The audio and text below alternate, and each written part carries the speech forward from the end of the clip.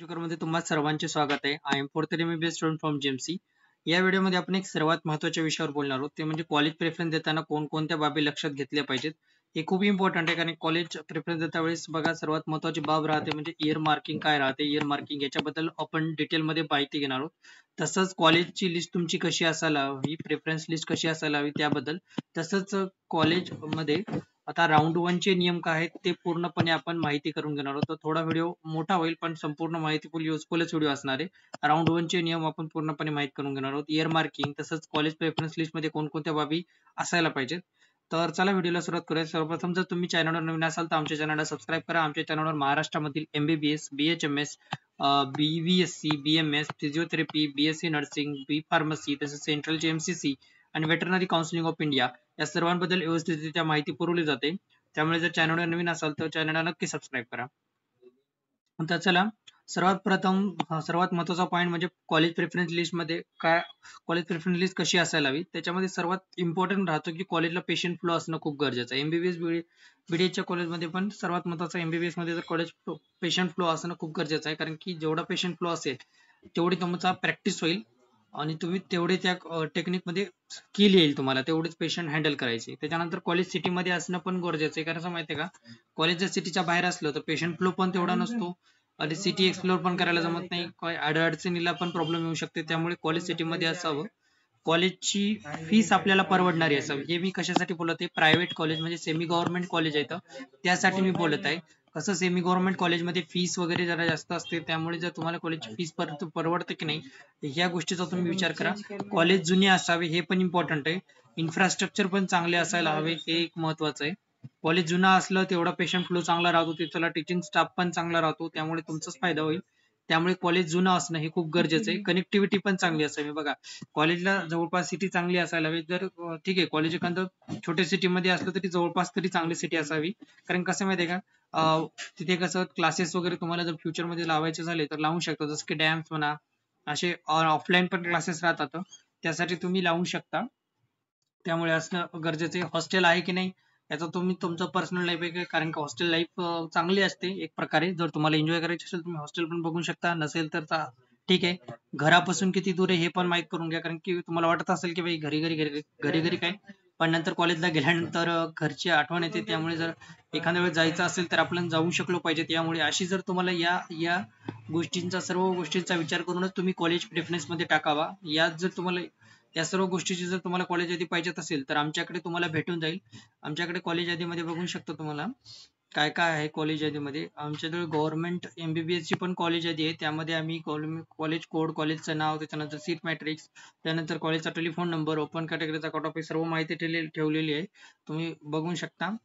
याचा तुम्हाला भरपूर फायदा होईल. त्याच्यानंतर प्रायव्हेट MBBS कॉलेजची पण आमच्याजवळ यादी आहे. याच्यामध्ये आम्ही कॉलेजचा कोड, कॉलेजचं नाव, कॉलेजचं सीट मॅट्रिक्स, कॉलेजचं फी स्ट्रक्चर, कॉलेजचा गेल्या वर्षीचा कट ऑफ, तसंच फोन नंबर, तसंच हॉस्टेलची फीस, इतर काही फीस घेते का कॉलेज, ही सर्व पूर्ण माहिती एका ठिकाणी आहे. BDS ची पण आमच्याजवळ यादी आहे. तुम्हाला जर पाहिजे असेल तर तुम्ही आमच्याशी संपर्क साधू शकता. तर सर्वात महत्वाचं आता हे एक महत्वाचा पॉईंट आहे. चॉईस फिलिंग करता वेळेस हे तुमच्या प्रश्न पुढे येत असेल, इयर मार्किंग असते काय. तिथे दोन ऑप्शन येतात बघा, एक इयर मार्किंग रिझर्व्ह आणि इयर मार्किंग डोनर, असे दोन ऑप्शन येतात. त्याच्यामध्ये मी कोणतं चूज करायला पाहिजे याबद्दल तुम्हाला प्रश्न पडलाच असणार आहे नक्की. कॉलेज जर प्रेफरन्सली दिली असेल तुम्ही आता किंवा देणार जरी असाल तर तिथे दोन ऑप्शन येतात, इयर मार्किंग रिझर्व्ह आणि इयर मार्किंग डोनर. तर असते काय याच्याबद्दल आपण थोडक्यात माहिती करून घ्या. बघा, when a candidate belong to a constitutional reservation category like SC, ST, VJ आणि OBC, SBC, SCBC get selected on the basis of merit in the open category, they have two choice आहेत, त्यांना दोन choice आहेत. Take admission under the open category, based on merit choose to take admission under the reserve category seat.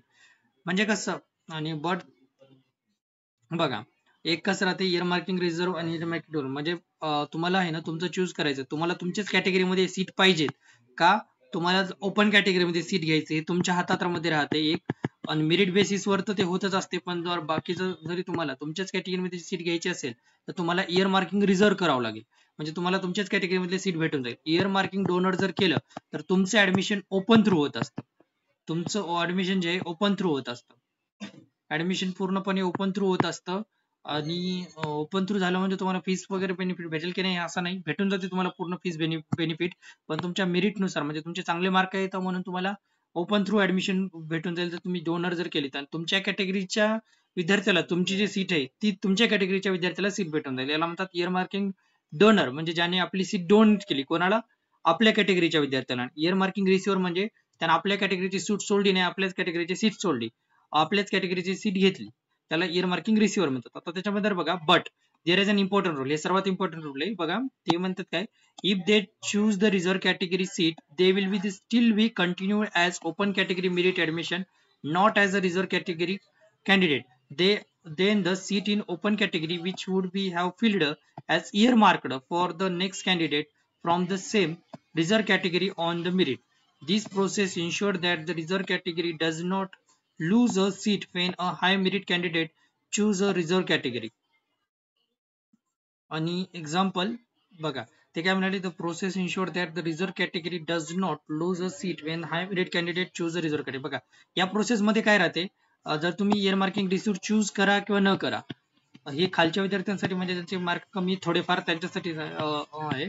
Year marking reserve आणि donor याच्यामध्ये हे तर ज्यांना चांगले मार्क आहेत त्याच्यासाठी, पण एक तुम्ही आयडिया असू द्या, मेरिट नुसारच तुमची मेरिट लिस्ट नुसारच लिस्ट चालते. त्याच्यामध्ये बघा, तुम्ही जर कोणती पण category year marking reserve select करा किंवा इयर मार्किंग डोनर सिलेक्ट करा, तुमचं ऍडमिशन सहसा जर तुम्हाला चांगले मार्क असतील तर तुमचं ओपन मध्येच ऍडमिशन ते ट्राय करतात, त्यांच्या मेरिट नुसार लावायचं, ओपन मध्येच तुम्हाला सीट देण्याचा प्रयत्न करतात जर तुम्हाला चांगले मार्क असतील तर. समजा फॉर एक्झाम्पल, इथे बघा, इथे एक एक्झाम्पल आहे, it is an OBC candidate get 10th rank eligible for open category but chooses the OBC as reserved seat.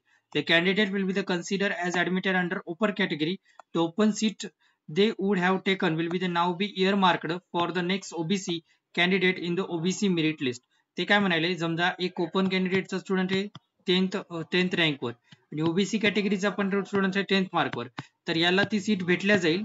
आणि याची जी सीट आहे ओबीसी कॅटेगरी वाल्यांची, ओबीसी कॅटेगरीची तिच्या ओबीसी कॅटेगरीला सीट मिळून जाईल, पण ओपन कॅटेगरीची सीट ओपन कॅटेगरीची सीट आहे ती ओबीसी कॅटेगरीवाल्याला भेटून जाईल, म्हणजे ओपन कॅटेगरीवाल्यांची सीट कमी होतील असं होईल. पण ओबीसी कॅटेगरीवाल्याची एक सीट वाढल्या जाईल आणि ते खालच्या त्याच्या विद्यार्थ्याला प्रॉफिट होईल. हे इयर मार्किंग बेसिसवर पण चालतंय, तुम्ही हे पण सिलेक्ट केलं तरी पण चालतंय. हे तुमच्या बेसिसवर, जर तुम्हाला चांगले मार्क असतील तर ते ऑटोमॅटिकच तुम्हाला ओपन कॅटेगरीमध्ये टाकतील. ओपन कॅटेगरीमध्ये एकदम चांगले ओपनच्या लेवलचे मार्क तर तुम्हाला ओपन कॅटेगरीमध्ये टाकतील ते. आणि जर तुम्हाला मार्क कमी जरी असेल थोडेफार, तुम्ही जर इयर मार्किंग रिझर्व केलं तर तुम्हाला इयर मार्किंग तुमच्याच कॅटेगरीमध्ये भेटेल. आणि जर तुम्हाला मार्क कमी असतील तुम्ही इयर मार्किंग रिझर्वच करा, डोनर करू नका. डोनर जर केलं तर तुमच्या खालच्या विद्यार्थ्याला सीट भेटेल, तुम्हाला ओपन थ्रू बघतील ते भरण्याचं, नाही भेटली तर मग तुमचा लॉस होऊन जाईल. त्यामुळे इयर मार्किंग रिझर्व सिलेक्ट करणं बेस्ट राहील. आणि जरी सगळ्यात best year marking reserve select करणं आहे, कारण कसं माहितीये का, तुम्हाला सीट एखाद्या वेळेस इयर मार्किंग रिझर्व सिलेक्ट करण्याचे फायदे मी तुम्हाला सांगतो, एक ते एक सांग. एक सरळ म्हणजे फायदा, जर तुम्हाला एखाद तुमच्या कॅटेगरीमध्ये सीट भेटली तर भेटून जाते.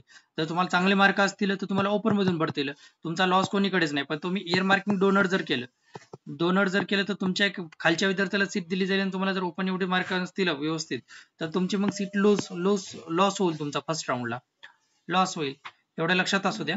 हा, तर हे झालं. त्याच्यानंतर तुमचा राऊंडचे काय काय नियम आहेत बघा. If you want to be upgrade in round 2 do not fill status retention form. बघा, तुम्हाला पहिल्या राऊंडला जर कॉलेज भेटलं आणि तुम्हाला जर सेकंड राऊंड मध्ये जर तुम्ही जॉईन केलं, तुम्हाला ते कॉलेज सोडायचं आहे, तुम्हाला स्टेटस रिटेन्शन फॉर्म भरायचा नाही. स्टेटस रिटेन्शन फॉर्म भरला इथे तुमचं कॉलेज फिक्स होते. Submit fresh choice for round 2. म्हणजे जर तुम्हाला कॉलेज भेटलं, तुम्ही ते कॉलेज घेतलं, एक म्हणजे बॅक सपोर्ट म्हणून की भाई मला सेकंड राऊंडला जायचंच आहे पण मी घेतो कॉलेज, मला आवडले थोडंफार, तुम्ही घेऊ शकता.